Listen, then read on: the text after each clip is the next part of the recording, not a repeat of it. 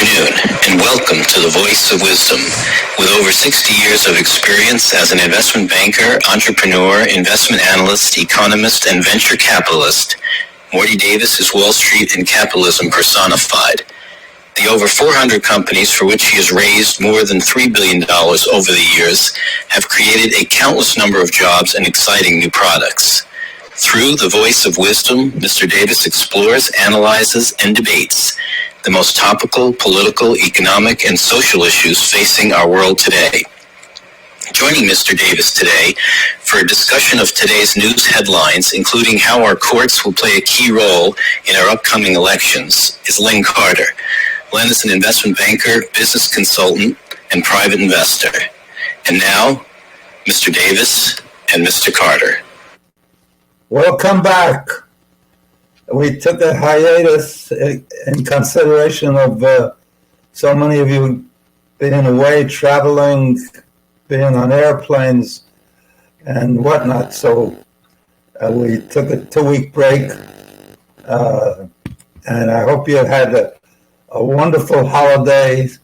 And I want to wish you all a fabulous New Year. I hope it's your best year ever. And most importantly, you should have good health.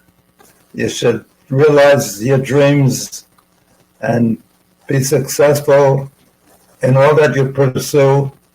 And really experience uplifting, inspiring, genuine happiness this year. Every day of the year should be better than the day before. God bless you, and we'll launch the year of this program right now. So before I launch it, I'd like to give you some inspiration, some ideas, primarily from my Happiness Guaranteed or Your Misery Back book, which those of you that took my advice and have acquired the book send me such wonderful messages about how much they're enjoying it and how much they're benefiting from it. So I like to launch the program with some idea about how to be happier or make your loved ones happier. So what I thought about was how important it is to be dedicated to some purpose. Unfortunately, we've developed a society that is great in so many ways, and capitalism is definitely the best form of economics, and the way to run a country, but it's gotten somewhat overdone because we've convinced everybody, almost everybody, that the purpose of life is to acquire material things, assets. Our role models are the ones that have their own yacht and their own airplane,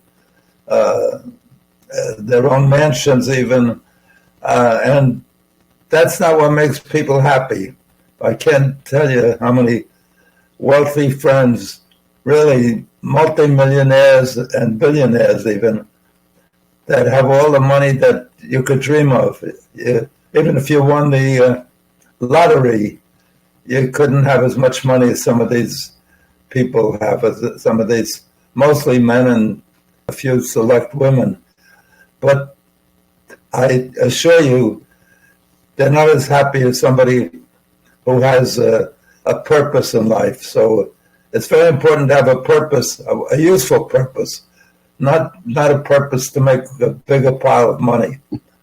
So it begins with dedicating your life to improving your community, your family, your children, your world.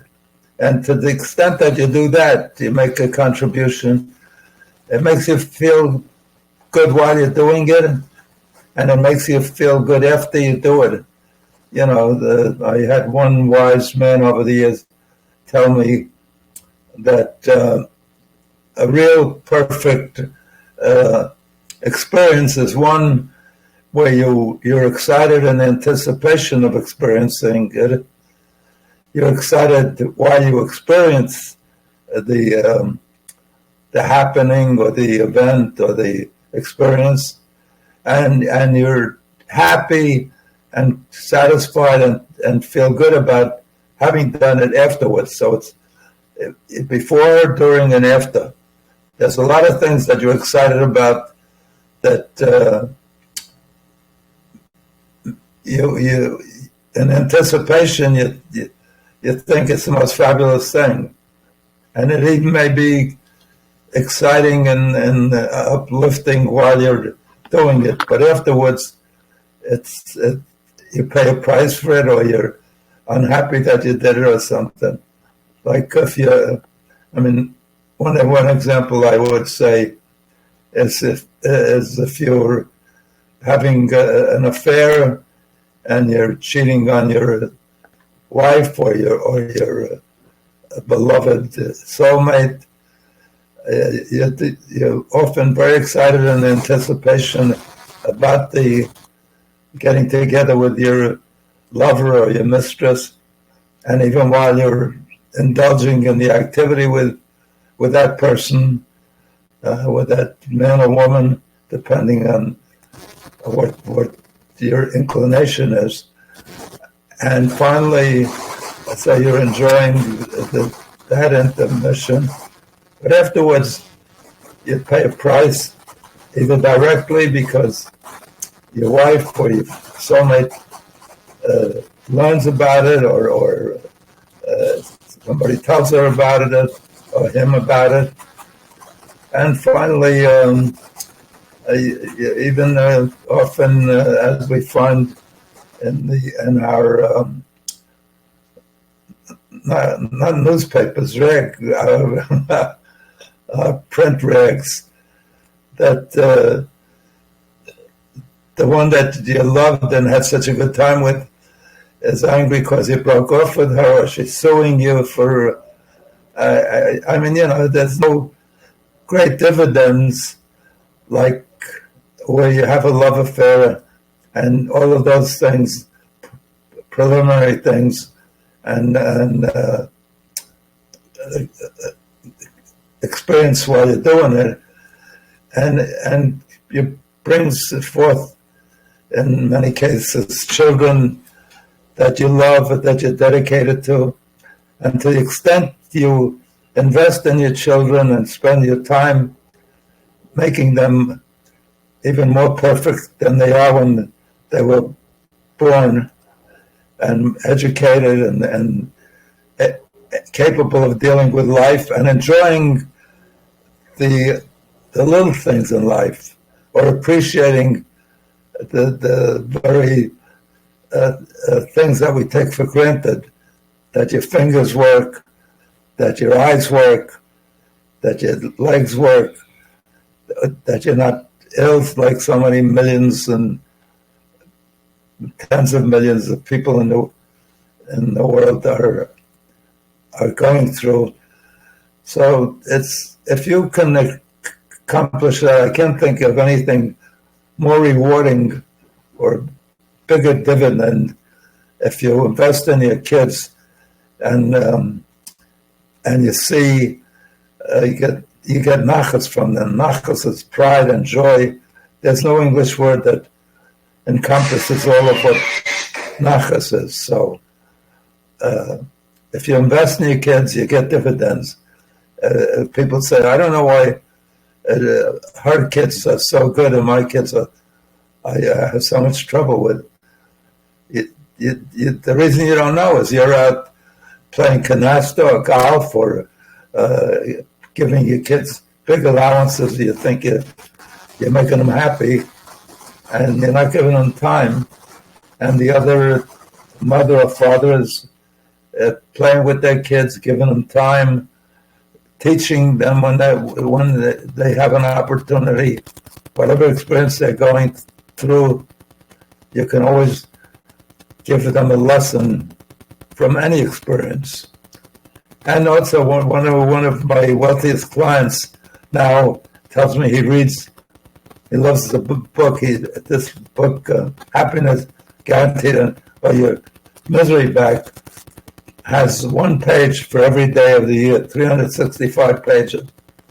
And he started to read it, and he loved it so much that he decided to get his two boys and his wife to listen to it, to read it collectively. Either the boys read it or his wife reads it. But the first time he went over to introduce them to one of the pages, he turned off the TV that they were watching with their mother, and they were screaming, "Dad, that's one of our favorite programs. What are you doing that?" He said, "I'll DVR it for you. I'll record it for you, but you got to listen to this, or you got to read it to me next week or something." And he says, now they look forward to it. They really like it. They enjoy it.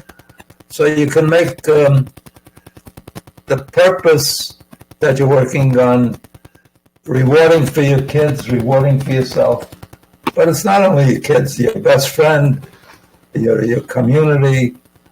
So my advice to you, if you want to make yourself happy, don't depend on other people. Make yourself happy by being optimistic, by being upbeat, and by working to help others. Your kids primarily, but also your best friend, your community, volunteer for good things.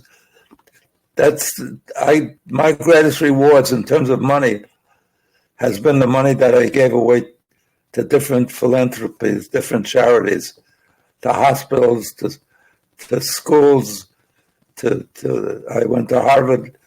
I've contributed much more than they ever lent me while I was there.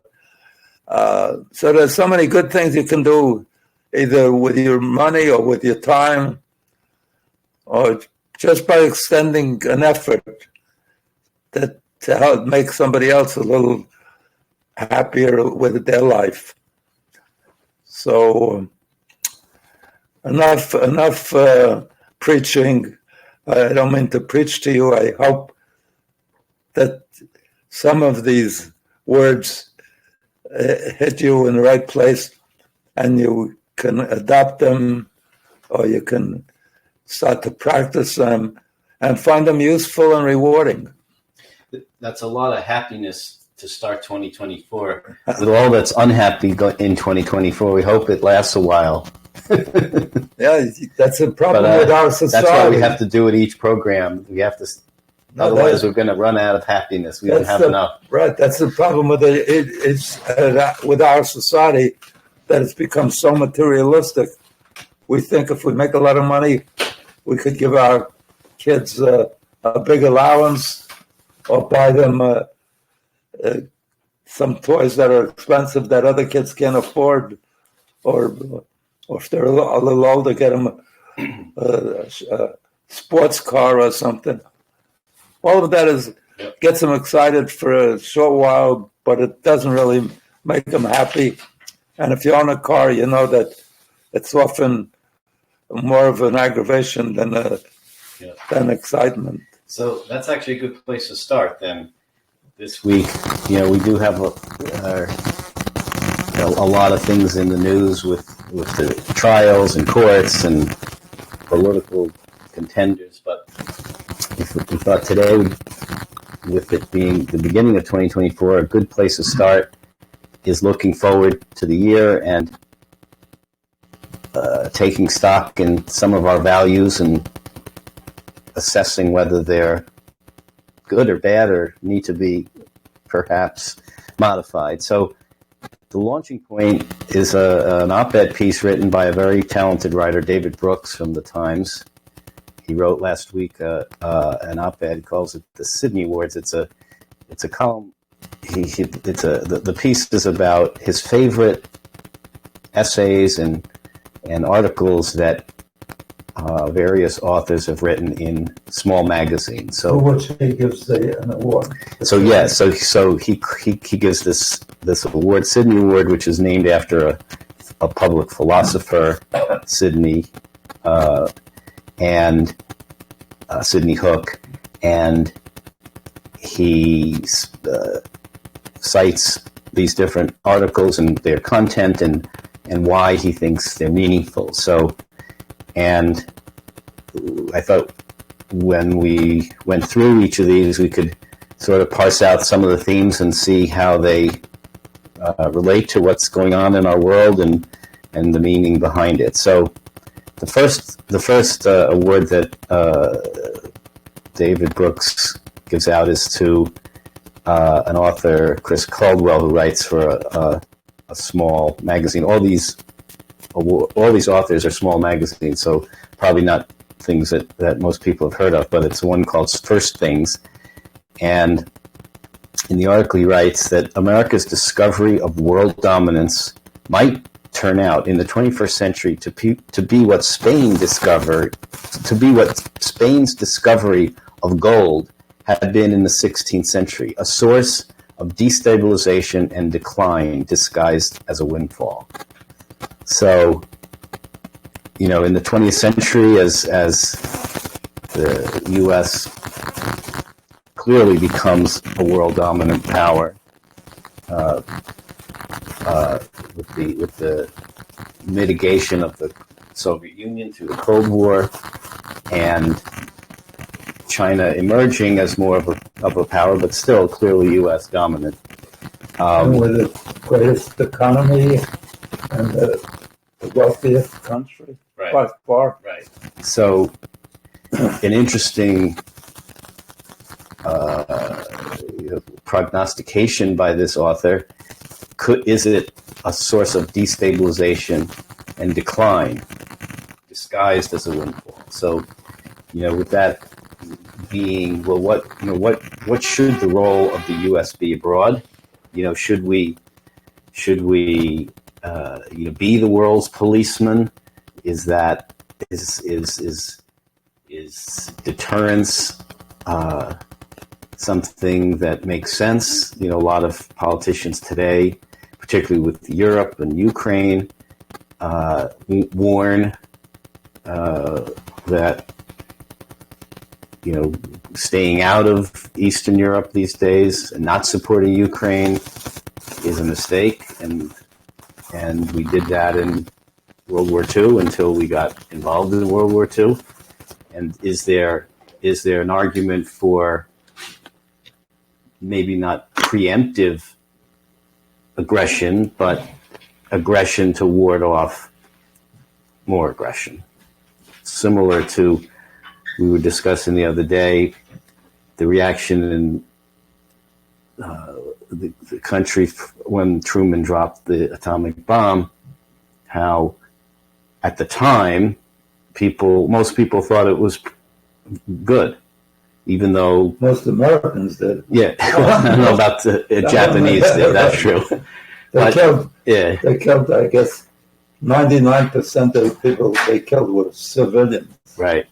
And yet, at the time, Americans thought it was a good thing to do because it quickly brought an end to the war. Yeah, how many people did we kill? A couple of 100,000 in the attacks.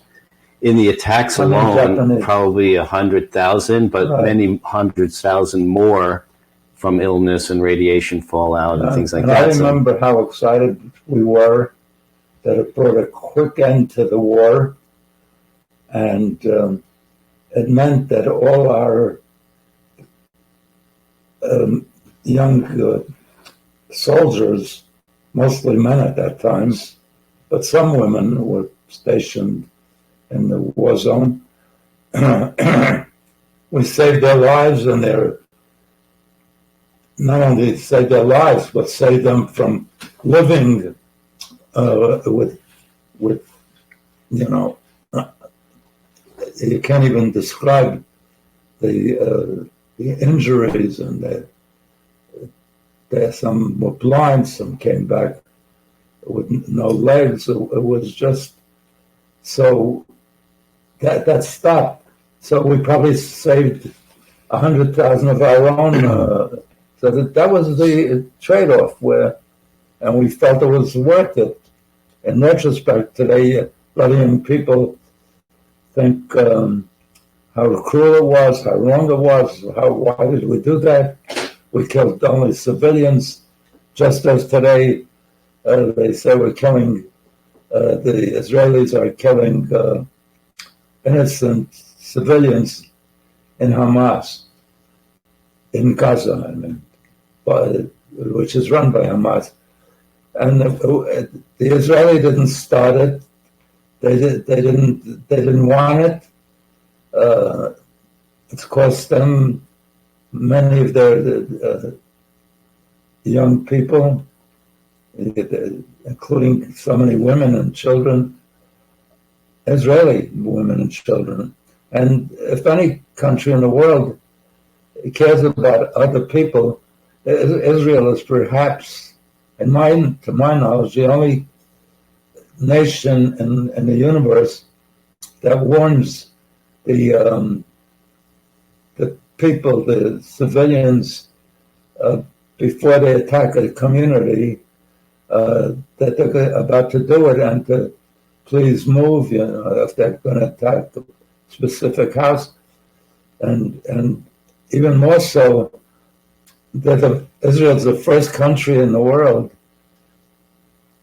of all the nations in the world, that immediately, if there's some tsunami or some fire or some hurricane or whatever, for example, Israel has,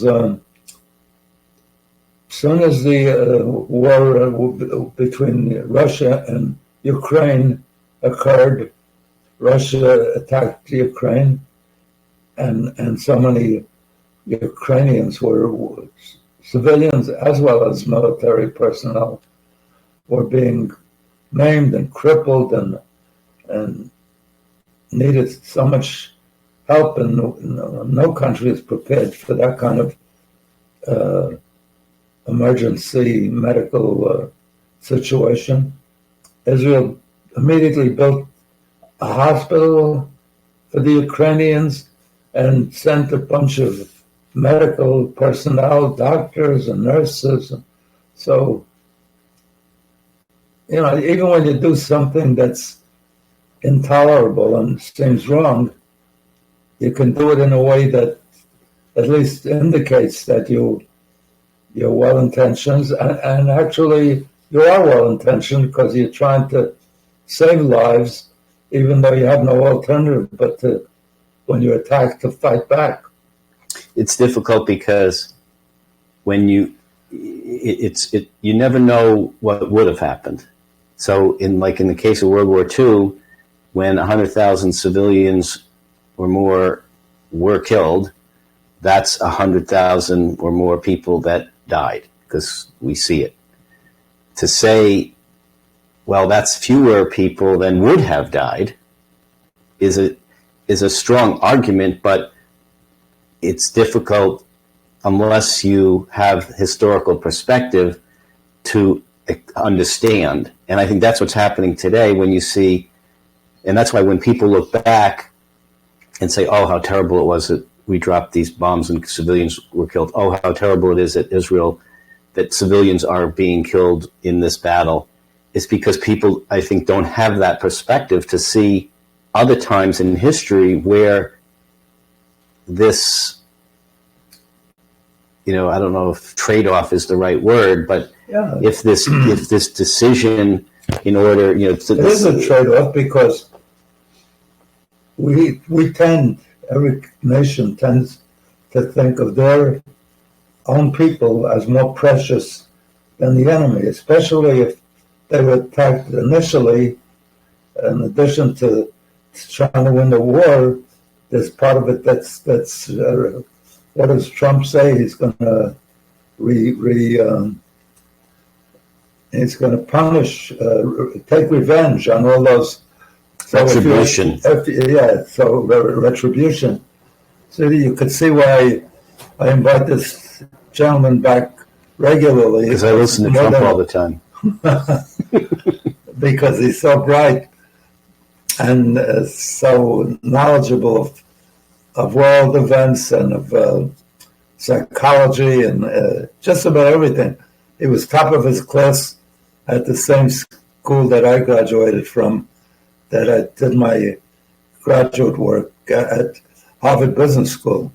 Right now, I'm kind of reluctant and almost ashamed to say that I went to Harvard, given the way the administration there behaved and some of the students were allowed to behave, mistreating others and not stopping the what was the name say? The congresswoman who was interviewing the three presidents. Stefanik. Congressman Stefanik from New York State. Yes. And she went to Harvard. She went to Harvard too, right? She probably doesn't admit it anymore either.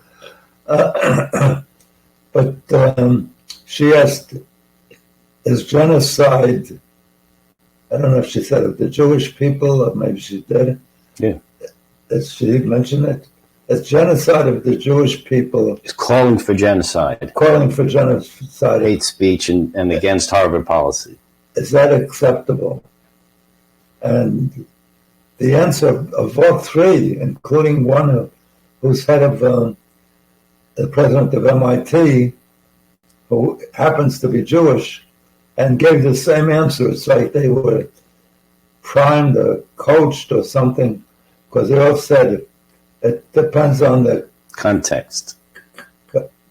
Depends on the context. No, they're not the contents. The context. Oh, the context, yeah. The context. So they didn't say it's wrong, and the congresswoman said, the answer is yes or no, not what kind of context. It seems to be that it should be a simple answer. Yeah, I don't know why they were reluctant to say that, except maybe they think the Muslim students or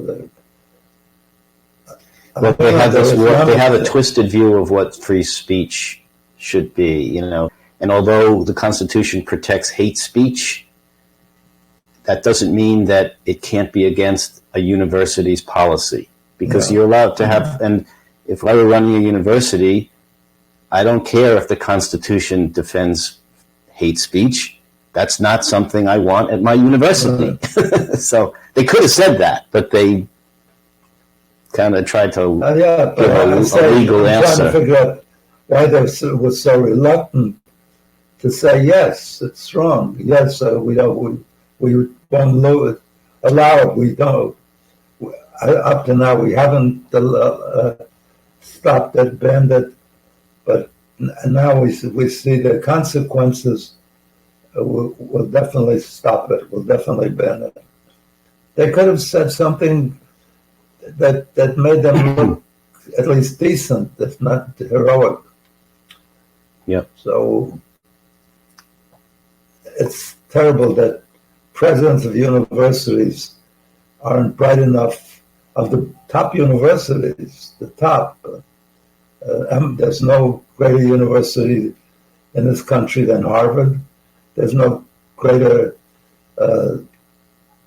advanced in terms of technology and mathematics than MIT, and Penn is another Ivy League school. So those are the Ivy League schools are amongst the top schools, and that they indulge or have hired presidents that are so calloused and so. It's interesting, the reaction by students. Yeah. Because a lot of the students, would support the condemnation of hate speech, but there's a lot that are disagree or upset because they see they perceive the resignation of these presidents, the Penn president and Harvard president, as succumbing to the will of mega donors. And so they don't like the fact that, if the president is fired for a reason that they think is good, then that's okay. But if a donor tells the university who should or who shouldn't be president, they are offended by that because it's cowering to the money, and that's not what institutions of higher learning are supposed to do. I watch a lot of the cable stations, MSNBC, Fox News, and CNN, and even the old traditional stations like CBS, NBC, ABC. So, in the discussion of this event, or this experience, or this, I guess event is good, or the resignation in particular? of this whole, situation with the three presidents, yeah. Of their first not answering well, then they're being forced to, they were put in a, so just to get to the bottom line with that, a great preface before, so many of the, in the case of Gay, I don't know if she's gay or not, but her name is Gay, but she's African American, and I'm sure it makes, and as it should, makes African Americans so proud, just as they are of Kamala Harris being vice president. They're so proud. They were very proud of this achievement. And now they're saying, why was she targeted?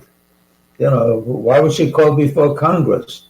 Obviously, it's racist. And they don't realize, they say it's all because she's a black and a woman. And it turns out that the other two presidents are white and women, and they were likewise asked the same question and criticized the same way. So it wasn't like affirmative action to get an African American in trouble. It's just that she got herself in trouble. And afterwards, after the Board of Trustees, or whatever they're called at Harvard, decided that she should not be dismissed, even though a lot of people and big donors urged that she be dismissed because of her, at best, indifference, and at worst, callousness. Voted to keep her on at a salary of $900,000 a year, which is phenomenal. So that's even phenomenal for white Americans, much less African Americans. So they're all saying it's how wrong it is that she was forced to resign when without any mention of the possible reasons, like the plagiarism accusations and the poor the poor responses at the hearings. Those aren't really mentioned as the reasons for her resigning. She's resigning because of racism. Before they even came to the hearing, they're tolerating the harshness that they allow on their own campus. You think a campus, a college like a university like Harvard would protect all its. If somebody started up with African Americans on campus, I'm sure there would have been a big action, affirmative action. All right, so let's talk about the next award, and that goes to a writer from the New Atlantis named Tara Burton. So she profiles a group of tech thinkers who have become disillusioned with the alienating emptiness of the world Silicon Valley is creating. Its dry rationalism, its emphasis on the technological over the humanistic. Many such people, she writes, are searching for some sort of spirituality. She follows them into the world of occultism, mushrooms, and ecstatic dance classes. She's picking up on a broader trend that Brooks observed,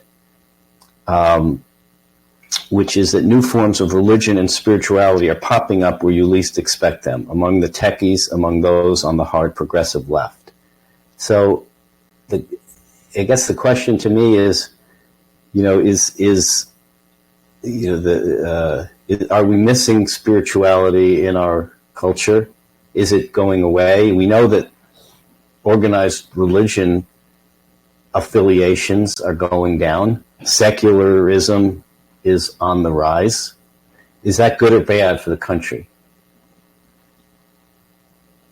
I think the country was founded on separation of church and state, and that doesn't mean you don't have religion. It just means it's not supposed to be part of the government. No, I think what the techies created was a religion. In other words, our kids today, my parents, when I was young, lectured their kids about doing the right thing, whether they were religious or not. They would try to be ethical. There were a lot of people that were terrible even then.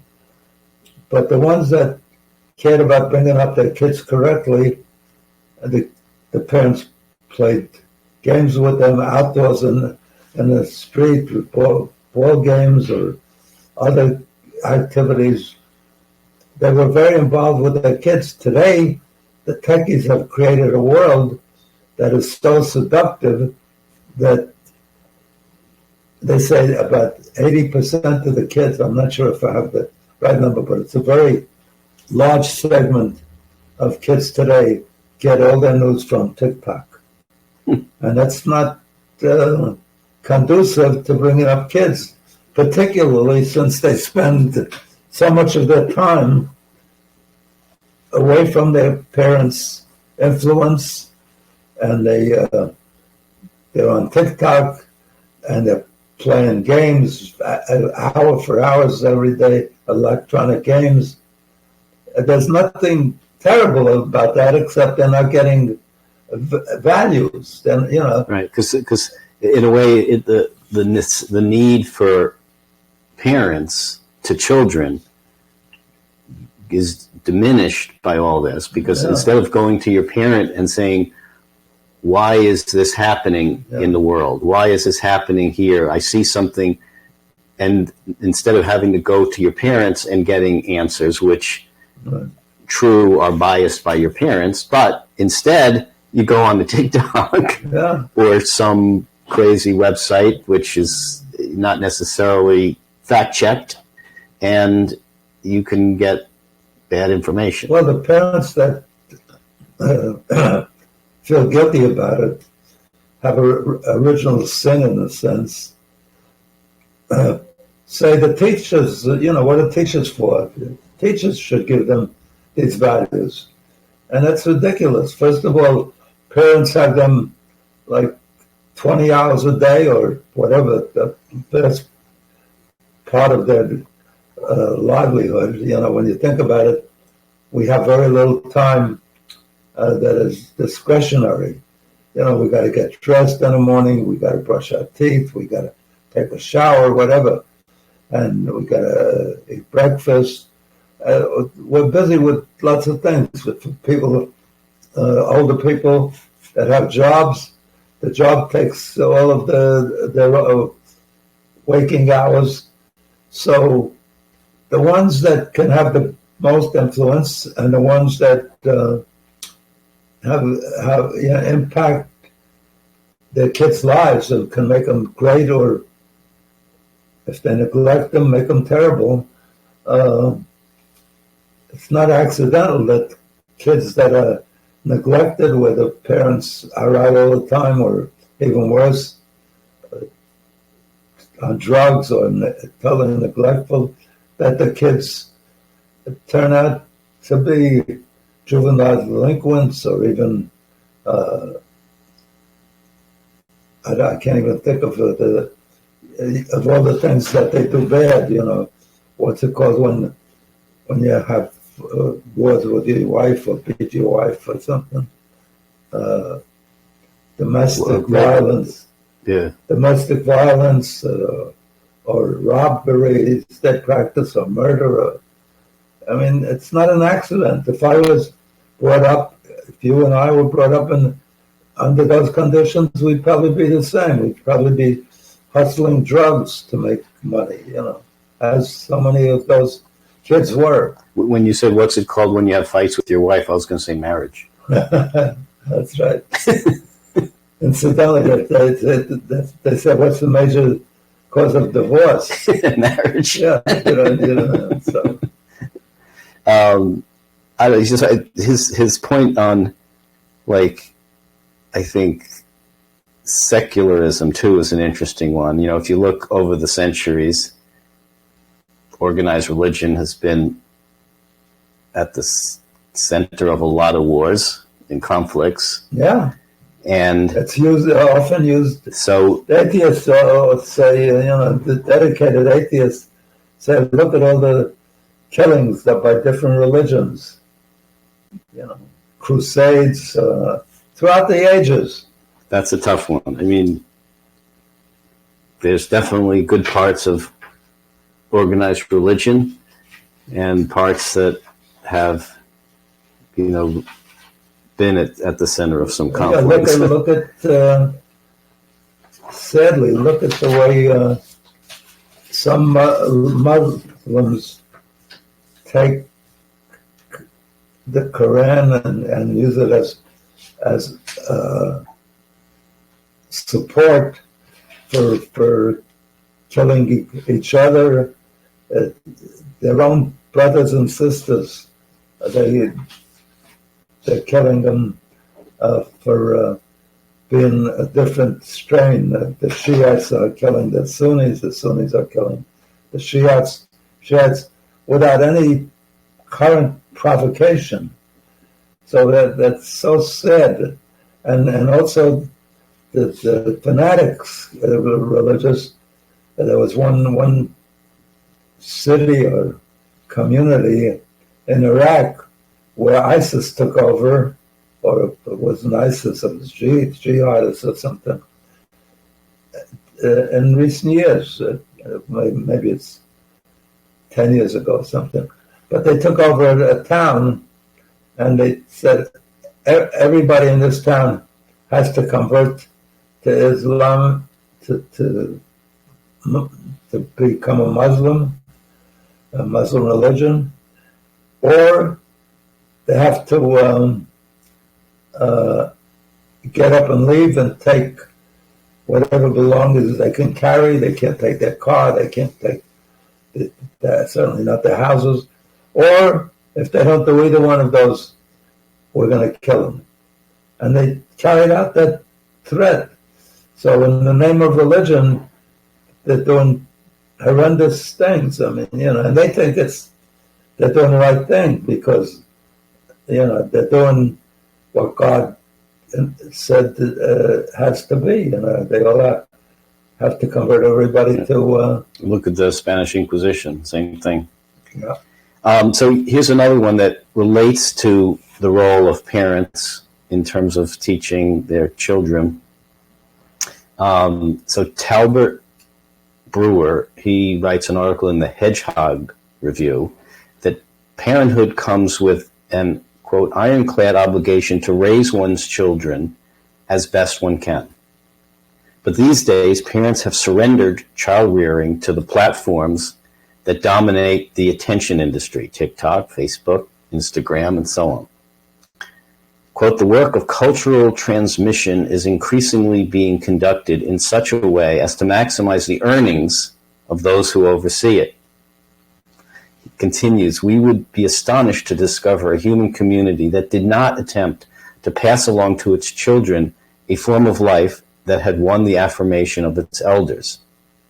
We would be utterly flabbergasted to discover a community that went to great lengths to pass along a form of life that its elders regarded as seriously deficient or mistaken. Yet, we have slipped unaware into precisely this bizarre arrangement. In most societies, the economy takes place in an historically rooted cultural setting. But in our world, he argues, the corporations own and determine the culture, shaping our preferences and forming or not forming our concept of the good. So that raises a lot of questions of, what are our parents abdicating their responsibilities? I think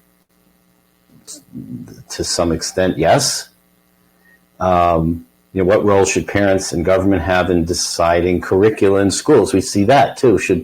It's not just corporations here deciding based on earnings how to fashion culture, but schools. That's big going on in, culture wars in Florida and Virginia and these different places where determination of curricula, whether it's, gay education or whatever, but, a generation ago should there be sex education in schools? Now it's a different form of that, but, how does the government fit into that? Len, it's sad and unfortunate that while I think most of the world agrees, I guess some don't, there's communism, there's socialism, but the evidence is that capitalism has produced the most wealth, the highest standard of living, and so forth.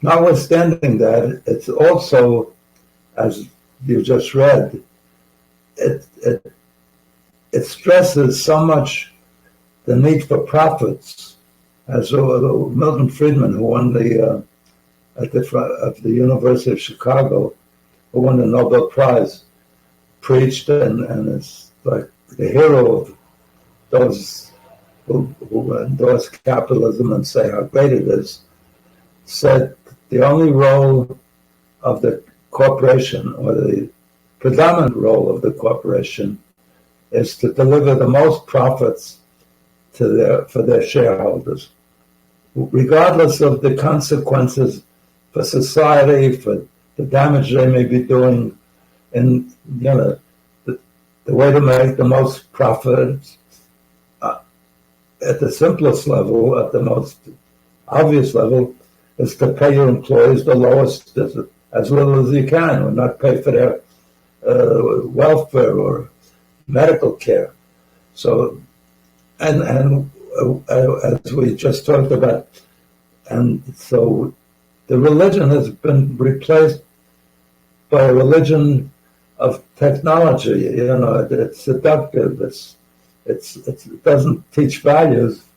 It teaches, supposedly fun, gratification.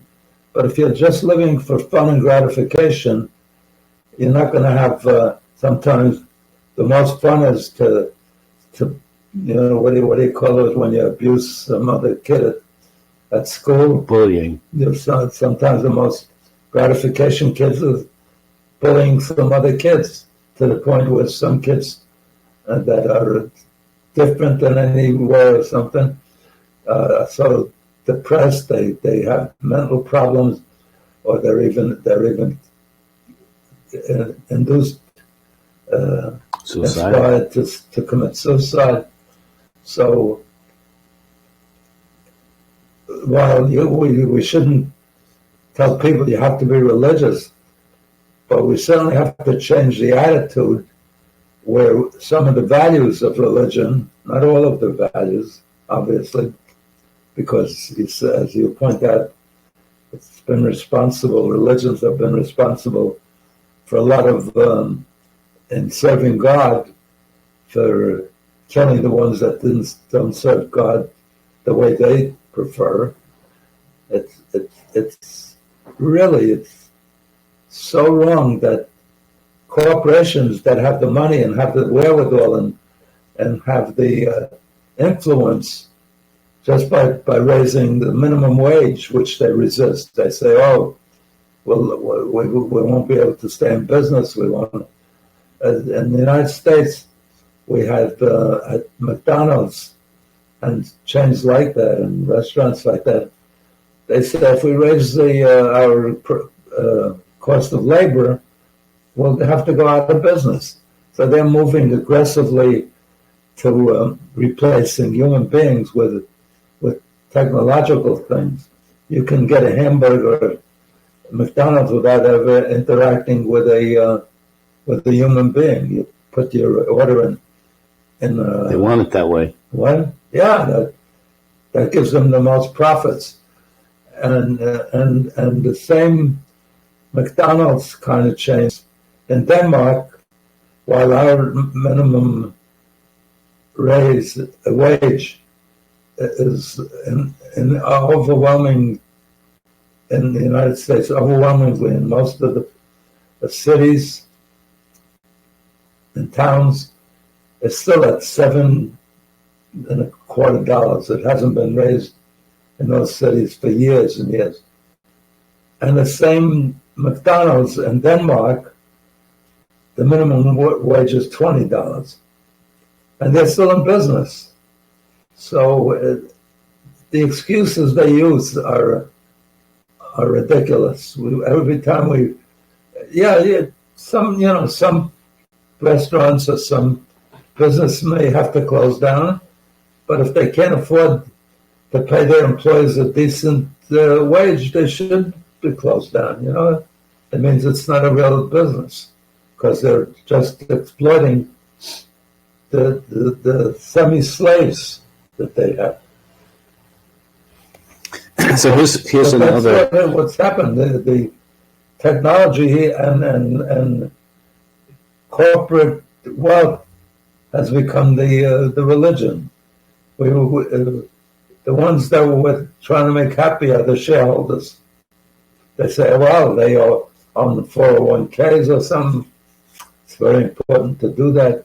And that's true. You want to make sure that people can enjoy the fruits of the wealth that we create. But to say that's the only role that they can make their community better or they can't avoid using chemicals that leak into the rivers where we get our water from, because it's easier to direct them into the river than to find a way to isolate them or pour them into the ground or something. It gives them the bigger profits. So speaking of water, yeah. So the next author writes that societies reveal their values by how they treat water. So in this article from Places Journal, Shannon Mattern writes, clearly the drinking fountain and the water bottle are more than two different options for quenching thirst. They're embodiments of two different systems, two different socio-political narratives about the provision of water. The fountain is an example of public infrastructure and collective responsibility. The ubiquitous bottle of branded water is an accoutrement of consumer culture, a small but telling instance of the triumphant market mentality that has in the past century remade so many aspects of our lives. So what does that tell us about equality in America? I would have never thought of, pointing out that water is a culprit, but one of the things we know for sure, as bottled waters, every time you use a bottle and you dispose of the bottle, that's plastic that winds up and it's so profitable selling water. You know, at Yankee Stadium, I think they charge $10 a bottle. It's much more expensive than gasoline. Much more. Yeah. You know, that's not even a gallon. $10. Yeah. But even when you pay only $1, it's much more than. It's not much more. It's more than the gasoline for your car. Way more. No, way more, because a little like 16-ounce bottle. There's eight 16s go into a gallon. It's like $8 a gallon. Is it? Yeah. Something like that. I mean, I thought it's like only four. Well, a little bottle of water, like. Can you give me that bottle of water right there? So the little Poland Spring bottle. This is like what, 16 ounces or something. So this little bottle. How many? Is 16.9. So 2 of these is a quart. 2 of those is a quart? Yeah, about. And then so 4 into a gallon. So 8 of these make a gallon. So this would be, if it's $1, $8. So you're like twice as much as it's like what gasoline costs in Europe. Yeah. Too bad we can't run the car on this. But the bottle itself, there's no way to dispose of it. There may be, I don't know, maybe you could burn it or something, but it mostly winds up. Unless it's recycled, it gets in the landfill. Yeah, not in the landfill, it winds up in the ocean. They dump all the garbage in the waters. So, but it's just interesting that how the government, which plays a role in public infrastructure like water fountains. I mean, you go to the public park, there's water fountains. Most of them don't work. Yeah. But that's an interesting commentary. We don't respect them as we should. A lot of great relationships developed at the water fountain. Even marriages, you suddenly get a chance to talk to somebody. When was the last time you met someone over a bottle of Poland Spring? Who was it? Isaac in the Old Testament meets his wife, his young wife. I think it says she was 3 years old at the well. Mm-hmm. So it shows you how important it was. The beginning of all of our forefathers, at least in the Jewish religion and maybe in the Christian religion as well. So we're almost out of time, but let's just quickly talk about his last award, which is about race relations. So Sabrina Smith and David Livingstone write for New Lines magazine, another small magazine. The Smiths are, as they put it, a so-called mixed race couple. So she has brown skin, his is beige, she writes. They support the aim. Beige considered white? Yes, I guess that was just a different way of saying it. They support the aims of diversity, equity, and inclusion programs, but argue that there is a fatal contradiction in many anti-racism programs. Although the purpose of anti-racist training is to vanquish racism, most of these initiatives are simultaneously committed to upholding and celebrating race. They write, in the real world, we can have race, can we have race without racism coming along for the ride? Trying to extinguish racism while shoring up race is like trying to put out a fire by pouring gasoline on it. Is that true? I don't know. There's now clear consensus. Put out a fire by pouring sometimes they try to, when there's a forest fire, I think they try to make the fire, start the fire to eliminate the fire. I don't know why. They burn it and to create a barrier, I think. Yeah. There's now near consensus among scholars that race is just an ideological construction rather than a biological fact. Race was fashioned for nothing that was good, he writes. History has shown us how groups of people racialize each other. It happens to be a biological fact if somebody is brown and somebody is white, but he's right in the sense that we have white supremacy and Black Lives Matter, so we segment. Right. It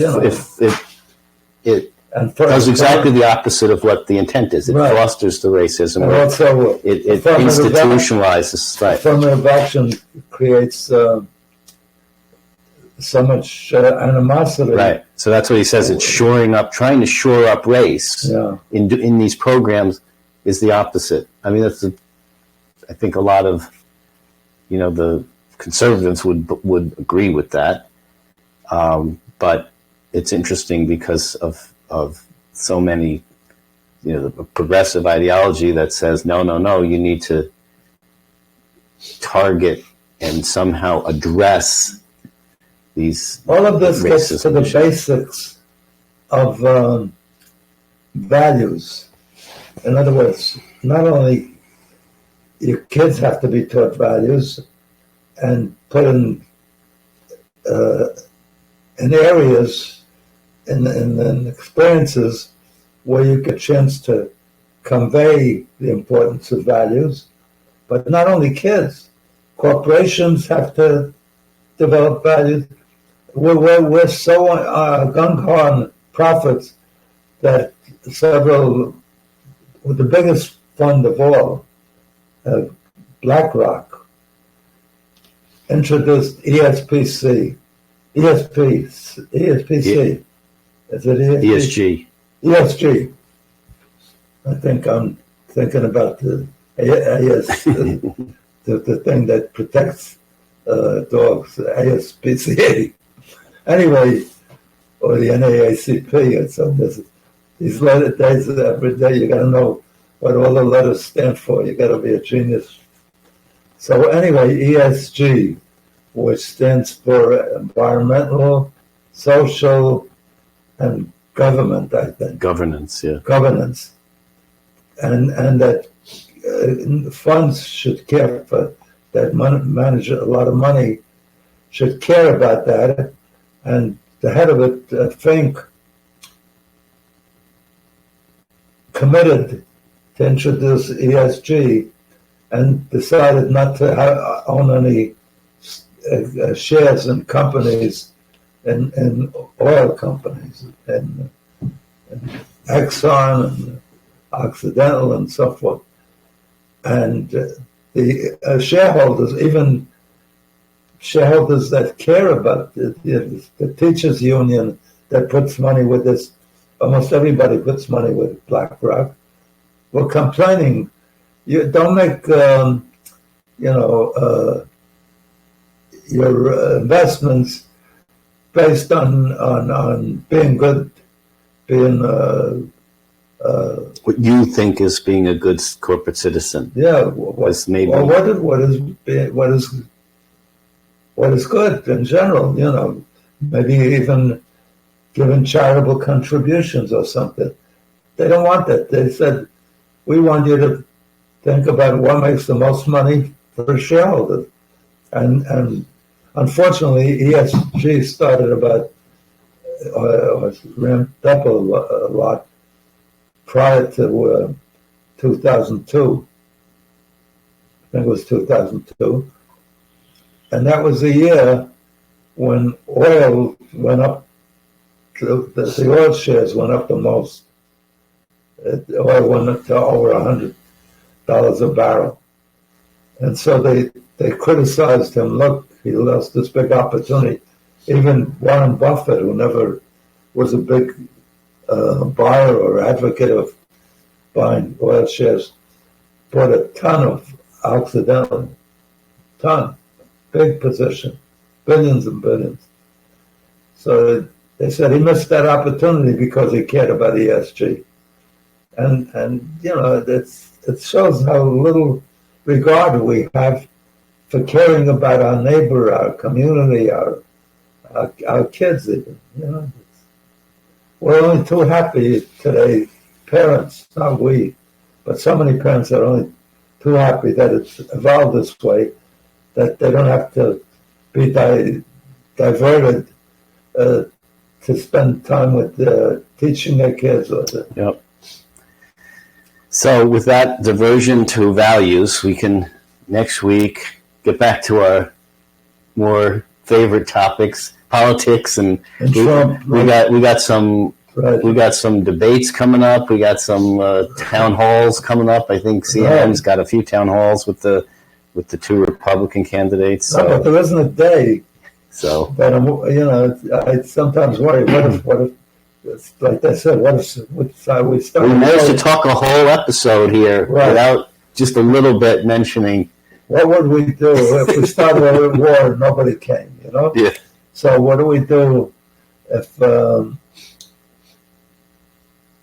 was the point I was going to make? If there was no Trump, we wouldn't have anything to talk about. Oh no! If there were no news, you're right. If there were no news, So ever since Trump was elected, I don't think there's been a day.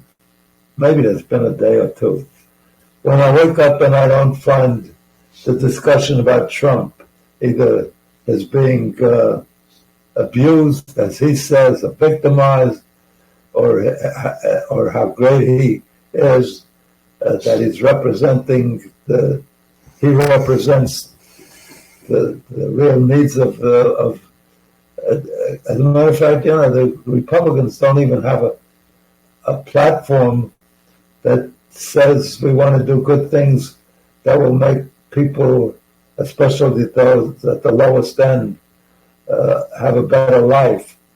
I don't know any programs that they have in mind except drill, so drill more and ruin the environment more. They're not for dealing with global warming, even though that's obviously we see it happening. And what are you going to believe, your eyes or the scientists that they hired to tell you it's not a problem? It's just so sad. We should treat the rest of our fellow men as if they're important members of our own family. They are, because if they do something good, it helps us. If they do something bad, it hurts us. It's over. Anyway, thank you for joining us. Thank you for your comments that you send me, and the good word that I'm going to give you that'll make you happier, that'll lead to your happiness and the happiness of your kids, is treat yourself to a copy of Happiness Guaranteed or Your Misery Back. And if you find that it's not a good investment, a great investment, send it back to me and I'll send you back double of what you paid. Just send me the purchase slip, and whatever you paid, I'll send you back double. Is that a fair deal? Everybody says you could get your money back if you don't like the product. I'm telling you, I'm so confident. It's from experience, because so far everybody that has called me about the book or has indicated that they became aware of the book and got it or something, they're all thanking me and appreciate it. It's the closest thing to a perfect book. Anyway, God bless you. I love you. Have a great week. Have a great every day of your life. Bye.